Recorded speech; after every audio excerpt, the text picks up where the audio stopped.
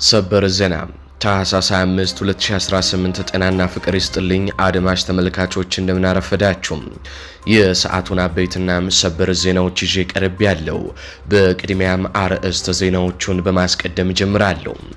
ፊልድ ማርሻል ብርሃኑ ጁላና ጄኔራል አበባው ታደሰም ፋኖ በነጮቹና በእስራኤል እየተደገፈ ነው፣ ተጨባጭ መረጃ አግኝተናል ሲሉ ተናገሩ።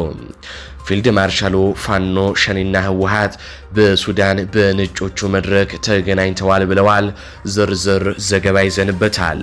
ወዲህ ደግሞ የአቶ ሽመልስ አብዲሳ አስተዳደር 12 ሙሉ ኮንቴነር የጦር መሳሪያ በድብቅ ከጅቡቲ ወደብ ወደ ክልሉ ማስገባቱ ተነግሯል። ክልሉ በህገ ወጥ መንገድ ብረት ለበስ ተሽከርካሪዎችን ጨምሮ የፌዴራል መከላከያ ብቻ ሊታጠቅ የሚገባቸውን ሜካናይዝድ ጦር መሳሪያዎችን ማስገባቱ ተነግሯል። በዝርዝር መረጃውን እናሰማችኋለን። በሌላ በኩል በወሎ የፋኖ ኃይሎች በከፈቱት ከባድ ውጊያ ማዕረጉ ከፍተኛ የሆነ ወታደራዊ መኮንንን ጨምሮ በርካታ የአገዛዙ ወታደሮች መደምሰሳቸው ተነግሯል። ፋኖ በምርኮም ተንበሽብሿል፣ እንቃኘዋለን። በጎጃምና ጎንደርም ትንቅንቁ ሲቀጥል ደብረ ማርቆስ በቦምብ ስትደበላለቅ መዋሏ ተነግሯል። በጎጃም ፋኖ በርካታ ድሎችን ማግኘቱ ሲነገር የፋኖ ቃል አቀባዩ በስልክ መረጃዎችን ሊነግረን ጋብዘናል። ከርሱ ዝርዝር እናስደምጣችኋለን። ሰላም ጤና ይስጥልኝ አድማጭ ተመልካቾች እንደምንቆያችሁ። ከላይ በአርዕስተ ዜና ያደመጣችሁትን መረጃዎች ወደ እናንተ ላደርስ እዚህ ተገኝቻለሁ። የህዝባዊ ትግሉን የምትደግፉ እንዲሁም ሀገር ወዳድ የሆናችሁ አድማጭ ተመልካቾች ቪዲዮ ላይክ፣ ቻናሉን ሰብስክራይብ አድርጋችሁ የዶል ምልክቱን ታበሩ ዘንድ እንጠይቃለን። እንዲሁም በኮሜንት ድል ለህዝብ ልጆች ድል ለጀግኖቹም እያላችሁ ለህዝቡ ሲሉ ጫካ የገቡትን ታጋዮች ታበረታቱ ዘንድ እየጠየቅናችሁ በቀጥታ ወደ መረጃዎች ያለፍኩኝ። እስከ ፍጻሜው ድረስ አብራችሁኝ ቆዩ። ቀዳሚ ወዳደረኩት ሰበር የምርመራ ዜና አልፋለሁ። ሽመልስ አብዲሳ 12 ኮንቴነር የጦር መሳሪያ በድብቅ አስገባም። ኦሮሚያ ክልል ሜካናይዝድ ጦር እየተገነባ ነው። በአቶ ሽመልስ አብዲሳ የሚመራው የኦሮሚያ ክልል መንግስት ህገወጥ በሆነ መንገድ ከውጭ ሀገር የገዛውን በ12 ኮንቴነሮች የተጫነ የጦር መሳሪያ በያዝነው የታህሳስ ወር አጋማሽ በከፍተኛ ጥበቃ ወደ ክልሉ ማስገባቱም ተጋልጧል። ሚዲያችን ለጉዳዩ ቅርበት ካላቸው ምንጮች ያገኘው ይህ መረጃ አገዛዙ በድብቅ ለትልቅ ጦርነት እየተዘጋጀ መሆኑንም ያመላክታል። ቀደም ሲል የጦር መሳሪያዎችን በባቡር ያጓጉዝ የነበረው የክልሉ መንግስት በዚህኛው ዙር ግን እስከ ጅቡቲ ወደብ በመርከብ ከዛ በኋላ ደግሞ በተሳቢ መኪኖች አጓጉዞም አስገብቷል ነው የተባለው። እነዚህ 12 ኮንቴነሮች ወደ ሀገር ውስጥ ሲገቡ በኦሮሚያ ልዩ ኃይልና በመከላከያ ሰራዊት አባላት ከፍተኛ እጀባ እየተደረገላቸውም ነው። ይህም የመሳሪያው አይነትና ብዛት ለመደበቅ ታስቦ የተደረገ እንደሆነም ይገመታል ሲሉ ምንጮቻችን ገልጸዋል። የጉዳዩ አሳሳቢነት ያለው እዚህ ላይ ነው። ምንጮቻችን እንደገለጹት የአቶ ሽመልስ አብዲሳ አስተዳደር አዳዲስ የጦር መሳሪያ ግዢዎችን እየፈጸመ የሚገኘው የክልሉን የጸጥታ መዋቅር በሜካናይዝድ ጦርና ብረት ለበስ ተሽከርካሪዎች ለማጠናከር ነው። በኢትዮጵያ ሕግና አሰራር መሰረት ሜካናይዝድ ጦር፣ ታንክ፣ ኦፒስ፣ ከባድ ብረት ለበስ ተሽከርካሪዎች መታጠቅ የሚፈቀድለት ለሀገር መከላከያ ሰራዊት ብቻ ነው። ሆኖም የኦሮሚያ ክልል ይህንን መሳሪያ በግፍ ማስገባቱ ክልሉ ከፌዴራል መንግስቱ እኩል ወይንም ባልተናነሰ አቅም የራሱን ሀገር የመከላከያ ኃይል እየገነባ መሆኑንም ያረጋግጣል ነው የተባለው።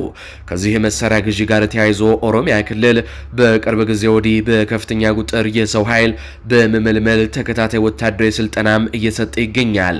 የ12ቱ ኮንቴነር መሳሪያ ግዢም ለዚህ አዲስ ለተመለመለ ሰራዊት በተለይም ለሜካናይዝድ ክፍለ ጦር ግንባታ እንደሚውል እየተነገረ ነው። የጦር መሳሪያው ከየት ሀገር እንደተገዛ እስካሁን ባይረጋገጥም ድርጊቱ ግን አንድ ነገርን ያሳያል። አገዛዙ ፋኖን ትጥቅ ፍታ እያለ፣ በሌላ በኩል ግን የኦሮሚያ ክልል እስከ አፍንጫው በሜካናይዝድ መሳሪያ እያስታጠቀ ይገኛል። ይህ ዝግጅት በዋናነት በአማራ ህዝብና በፋኖ ላይ የተደገሰ የሞት ድግስ መሆኑን ተረድቶም የፋኖ ኃይል ከመቼውም ጊዜ በላይ ዝግጅቱን ማጠናከር ይኖርበታል ሲሉም ጉዳዩን ለሚዲያችን ያደረሱ ምንጮች ገልጸዋል። ይህ በእንዲህ እንዳለ ጄኔራሎቹ ተጨነቁ። ፋኖን ነጮቹና እስራኤል እየረዱት ነው ሲሉም ብርሃኑ ጁላና አበባው ታደሰም ሽንፈታቸውን በባዕድ አሳበቡ። ይህ ብልጽግና አገዛዝ ከፍተኛ የጦር መሪዎች የሆኑት ፊልድ ማርሻል ብርሃኑ ጁላና ጄኔራል አበባው ታደሰ የፋኖን ክንድ መቋቋም ሲሳናቸው ያልተጠበቀና አስገራሚ ክስ ማሰማት ጀምረዋል።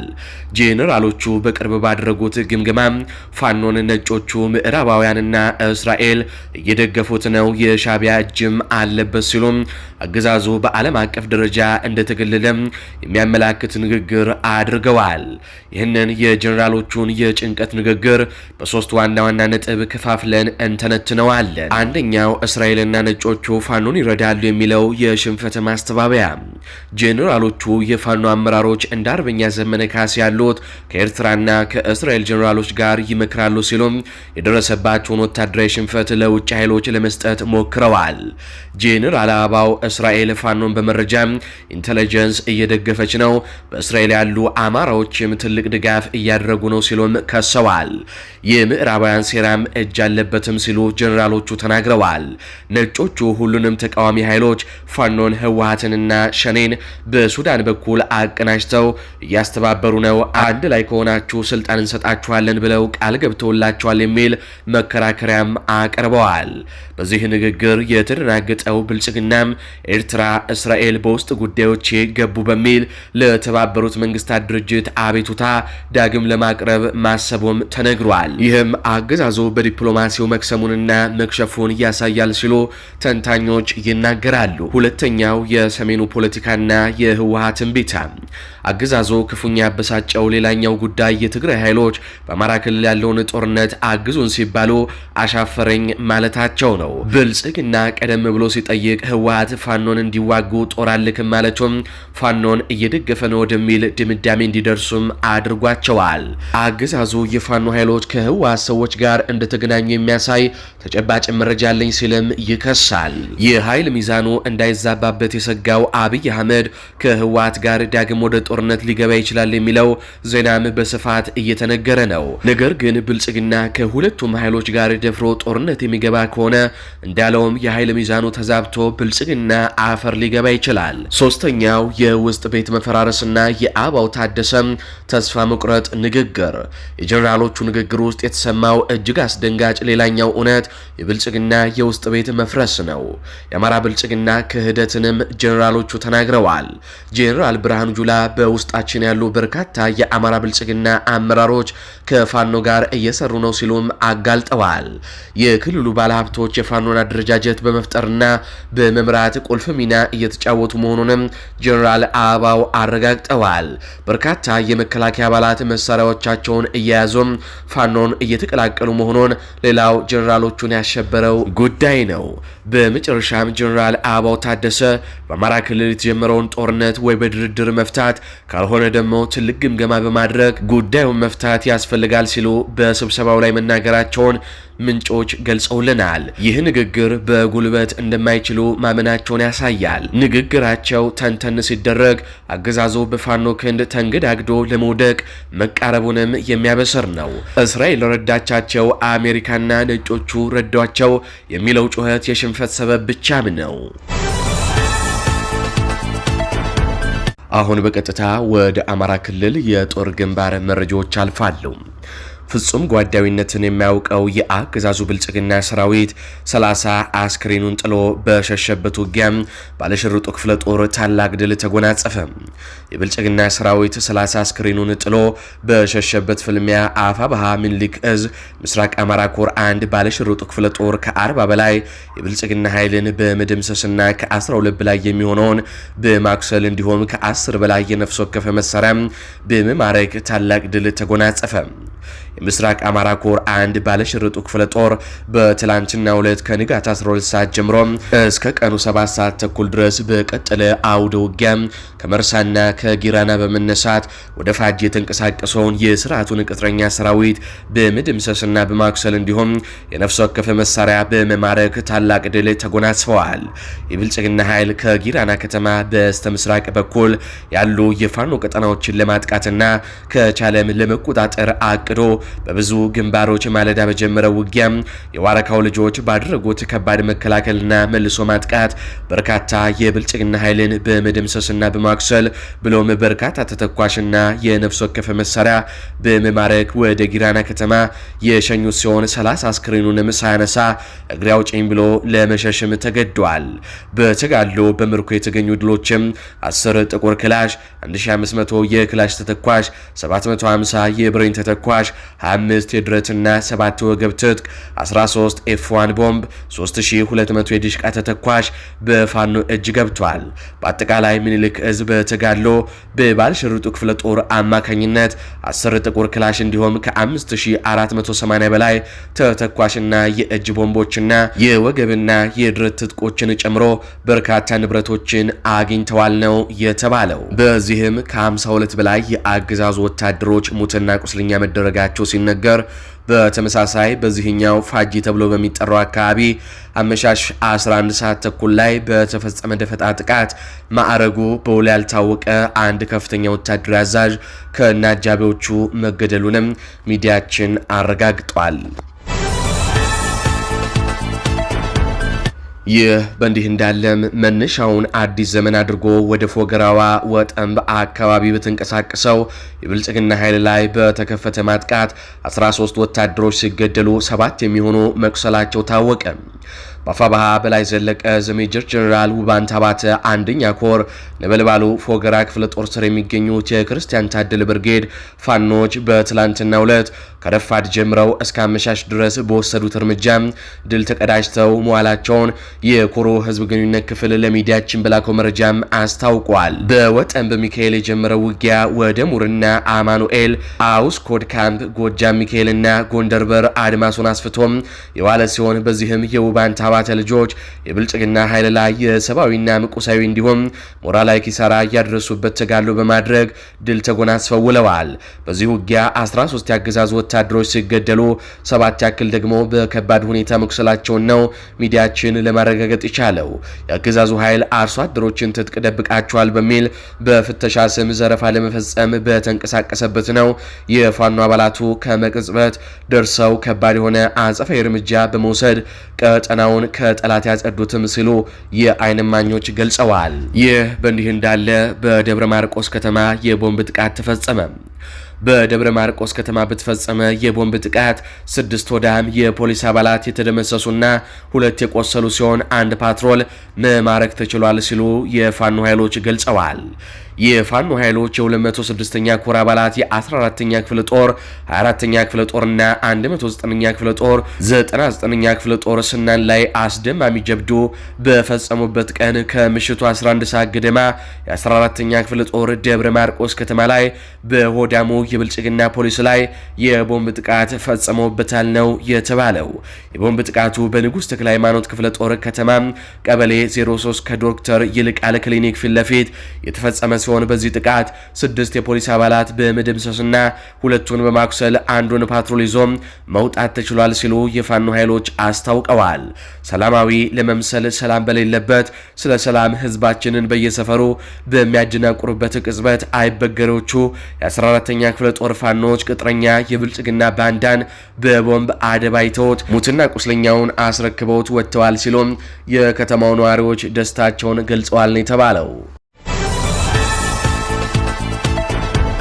በመጨረሻም በትላንትናው ዕለት በጎጃም ቀጠና በርካታ የአገዛዙ ወታደሮች የተደመሰሱበት እንዲሁም ከከባድ እስከ ቀላል መሳሪያ በገፍ የተማረከበት ከባድ ውጊያ ተደርጎ ነበር። ከዚህ ጋር በተያያዘ ሚዲያችን ሰፊ ዳሰሳ መስራቷም ይታወሳል። አሁን ደግሞ ከፋኖ አመራር ጋር ቆይታ አድርገናል። በጉዳዩ ላይ ከዛው ከቦታው ከግንባር የተሰሙትን መረጃዎች ያደርሰናል። አርበኛ እስቲበል አለሙ ጋር የተደረገውን ቆይታ አድምጠን እንመለስ። ፋኖ ብሔራዊ ኃይል ምዕራብ አማራ ቀጠና በተለይም ቴዎድሮስ በዛሬው ዕለት እጅ ባፍ የሚያስጭን ጀብዶች በተለያየ ወደ ግንባሮችን ፈጽሟል። በዚህ ጉዳይ መረጃ ሊሰጠን የቴዎድሮስ ምክትል ህዝብ ግንኙነት ኃላፊ አርበኛ እስቲበል አለሙ ዘሪሁን መስመር ላይ ይገኛል። አርበኛ እስቲበል እንዴት ዋልክ? እንደምን ዋልክ ኤልያስ? ሰላም ዋልክ? እግዚአብሔር ይመስገን። ቀደም ብዬ እንደገለጹት እንግዲህ በተለይም በጎጃም ቀጠና በተለያዩ ቦታዎች ላይ የቡድን መሳሪያዎች መማረኩን እናንተም በማህበራዊ ሚዲያ አጋርታችኋልና እስኪ ምን የተለየ ነገር አለ ዛሬ? እስኪ ለአድማጭ ተመልካቹ ይህን መረጃ በወፍ በረር እንድታደርስ ነው። መቀጠል ትችላለህ። አመሰግናለሁ ኤልያስ። አፋብኃ ምዕራብ አማራ ቀጠና ቴዎድሮስ በዛሬው ዕለት በርካታ ጀብዶችን ሲፈጽም ነው ዋለው። በተለይ የአረመኔ ሰራዊት በተለያዩ ከተሞች ላይ በመድፍና በታንክ እየታጀበ ህዝብን ባፈሙዝ በማስገደድ ሲሰበስብና ሲደነፋ እንደሰነበተ የሚታወቅ ጉዳይ ነው። በዚህ ስብሰባውም ፋኖን በትነናል፣ ከዚህ በኋላ መሪዎች ብቻ ናቸው የቀሩ እንጂ ተበትኗል፣ ግማሹም እጅ እየሰጠኝ ነው የሚል ተራ ፕሮፓጋንዳ ሲነዛ ነበር። ነገር ግን እኛም በተለያየ ሚዲያም እንደገለጽ ነው ፋኖ እጅ እየሰጠ አይደለም፣ ይልቁንስ በትግል ሂደት ውስጥ መራር የትግል ሂደት ትግል መራር ነው። በዚህ ሂደት ውስጥ የሚሰለቹ አሉ፣ የሚከዱ አሉ፣ ባንዳዎች አሉ። እነዚህን እያጸዳን ወደ ትልቅ የድል ምዕራፍ እየተሸጋገርን መሆኑን በተደጋጋሚ እየገለጽን የነበረበት ሁኔታ ነው ያለው።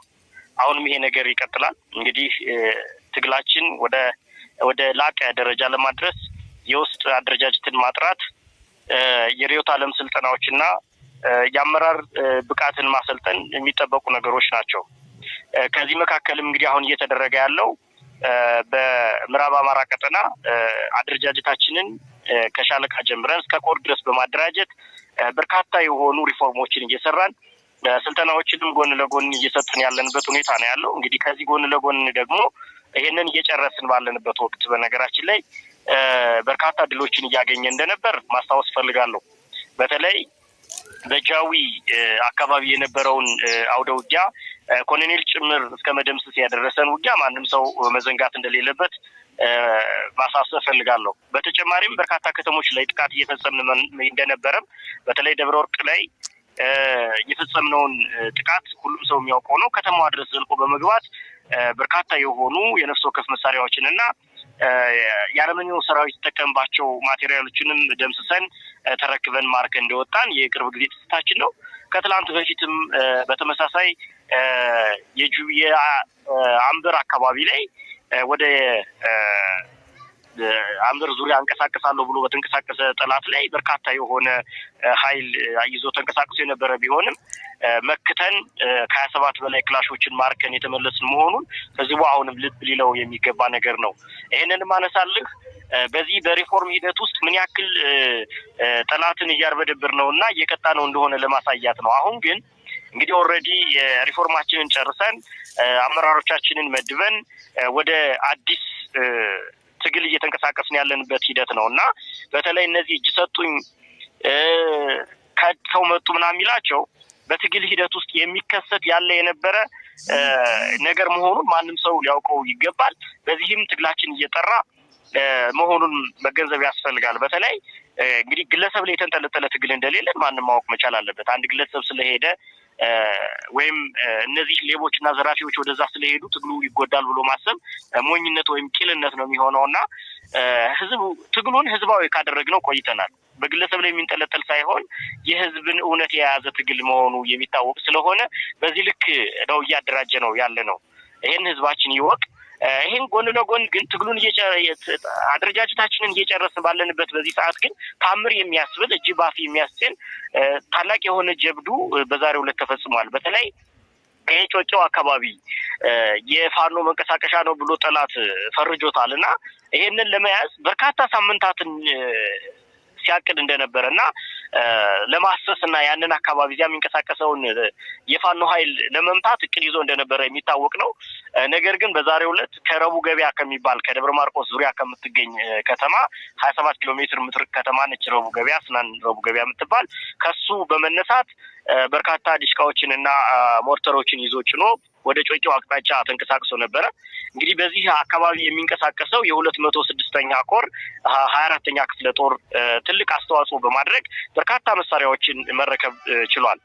እንግዲህ እንዳየኸው በዚህ ሳምንት እንግዲህ ጀነራል ብርሃኑ ጥላሁን የኛን ትግል በከብትና በ100 ሺህ ብር ሊለውጠው እንደፈለገ በየመድረኩም ካህናትንና ትልቅ አባቶች ሽማግሌዎችን ሰብስቦ ልጆቻችሁን በሏቸው በሬ እንገዛላችኋለን 100 ሺህ ብር እንሰጣችኋለን በማለት የአማራን ትግል በማዋረድ የቁስና የተራ የገንዘብ ጥያቄ ያነሳን ይመስል ቸግሮን የወጣን ይመስል ጥያቄያችንን በማዋረድ ሲመራው የነበረው ቀጠና ነው። ይሄ ቀጠና እንግዲህ ዛሬ እንደምታውቀው ትግላችን ከፍ ያለ የህልውና ትግል የያዘ ትግላችን የህልውና የፍትህ የነጻነት የእኩልነት ሆኖ እያለ የሰቀቀን ወይም ደግሞ የቁስ ብር ቸግሮን የወጣን ይመስል ሀብት ቸግሮን የወጣን ይመስል በዚህ ልክ ሲገልጸው አይተናል።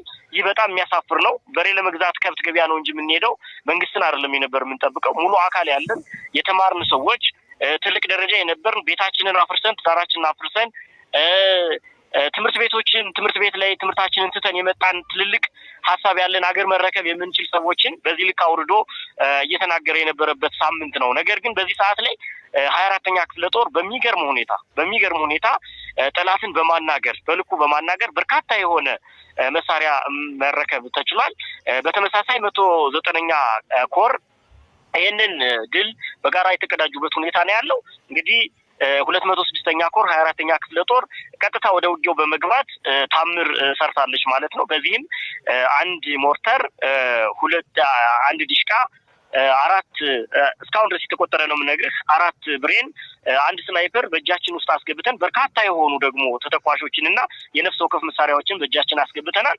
በተመሳሳይ በቆረጣ የገባው 109ኛ ኮር 99ኛ ክፍለ ጦር አንድ ዲሽቃ ማርኳል። እንግዲህ በጥቅሉ ዛሬ 2 ዲሽቃ፣ አንድ ሞርተር፣ 5 አካባቢ ብሬን እንግዲህ እስካሁን ድረስ በቆጠራ የተገኘው 4 ብሬን አንዱ 206ኛ ኮር ላይ አንድ ብሬን በተመሳሳይ 109ኛ ኮር ላይ አለ በሚል አረጋግጠናል። ስለዚህ ወደ 5 ብሬን አካባቢዎች በርካታ የነፍስ ወከፍ መሳሪያዎችና ተተኳሾችን እያስገባንበት ሁኔታ ነው ያለው። እንግዲህ ድሉ በዚህ ልክ ነው እንግዲህ እየጀመረ ያለው። 14ኛ ክፍለ ጦር እዛው 206ኛ ኮር ላይ በተመሳሳይ የኃይል ማዛባት በመስራት ጥሩ ቅንጅት በማሳየት ታምር የሚባል ስራ ነው ዛሬ የተሰራው። ውጊያው አሁንም አላቆምም፣ ወደ እየቀጠለ ነው ያለው። አሁንም ውጊያው እንግዲህ ከዚህ በመቀጠል ኮሮች ከኮሮች ጋር መናበብ በሚጀምሩበት ሰዓት አደረጃጀታችንን ሙሉ በሙሉ ጨርሰን ይፋ ስናደርግ ወደምንፈልገውና ወደ ትልቁ አብዮት የምንገባ ይሆናል። ለዛሬው ያለኝ መረጃ ይሄ ነው። ኤልያስ። የአማራ ፋኖ ብሔራዊ ኃይል ቴዎድሮስ ምክትል ህዝብ ኃላፊ ስቲቨን አለሙ ዘሪሁን ለሰጠኸኝ የዕለቱ መረጃ በጣቢያችን ስም እጅግ አድርጌ ነው የማመሰግን። በሌላ መረጃ እስከምንገናኝ መልካም ጊዜ። አመሰግናለሁ። የኛ ሀገር ትልቁ በሽታ እንደምታውቁት ብዙ ጊዜ ክላሽን ይዘን ስለሆነ 4 ኪሎ ምን ደርሰው ክላሽ ሲኖር ዛሬ ዘሩ ወንበር ላይ ተቀመጥ ሁሉ ነገር ማቂ ይመስላል። ትልቁ ድንቁርና ዛሬ ነው የሚጀምረው እና አብይ አህመድ የአዲስ አበባ ዩኒቨርሲቲ ታሪክ ምሁራንን ሰብስቦ ታሪክ ሲያስተምራችሁ ታገኛለህ። እንዲሁም ቤት ነው ታሪክ ቢያንስ በትምህርት ቤት አልተማረ ማን ሆነ ነው የትምህርት ቤት ፕሮፌሰሮችን የዩኒቨርሲቲ ፕሮፌሰሮችን የምታስተምር ስትለው ጠቅላይ ሚኒስትር ስለሆኑ ሊል ይችላል። ጠቅላይ ሚኒስትር መሆን ማለት ሁሉም ማወቅ ማለት አይደለም። 40 እና 50 አማካሪ የሚቀመጥልህ በየዘርፉ ለዛ አንድ ሰው ነው አንድ ነገር አጥብቀህ ልታቅ ትችላለህ። በዘርፍ ምናልባት ጎበዝ ከሆነ 2-3 ነገር ላይ ትንሽ ግንዛቤ ሊኖር ይችላል። በኢኮኖሚውም በማህበራዊም በፖለቲካውም በወታደራዊ መስክ ሁሉንም ከመሰለ ያለማችን ኩልል ያሉ ደንቆሮ አንተን አይቻልም። አድማጭ ተመልካቾች ለሰዓቱ ያስኩላችሁ ዘገባዎች እነዚህን ይመስላሉ። በዜናዎቻችን ላይ ያላችሁን ሐሳብ አስተያየት በኮሜንት መስጫ ስር አስፍሩልን። እንዲሁም በዝግጅታችን ክፍል ላይ ያላችሁን ሐሳብ አስተያየት ምን ይጨመር ምን ይቀነስ የሚሉትንም በኮሜንት መስጫ ስር አስፍሩልን። እንዲሁም ቪዲዮውን ላይክ፣ ቻናሉን ሰብስክራይብ በማድረግ አጋርነታችሁንም እንድታሳዩን እንጠይቃለን። እንዲሁም ላልሰሙ እንዲደርስ ሼር በማድረግ ለበርካቶች ተደራሽ ታደርጉን ዘንድም እንጠይቃለን። በቀጣይ በሌሎች ዘገባዎች እስካገኛችሁ ድረስ ቸር ያሰማን።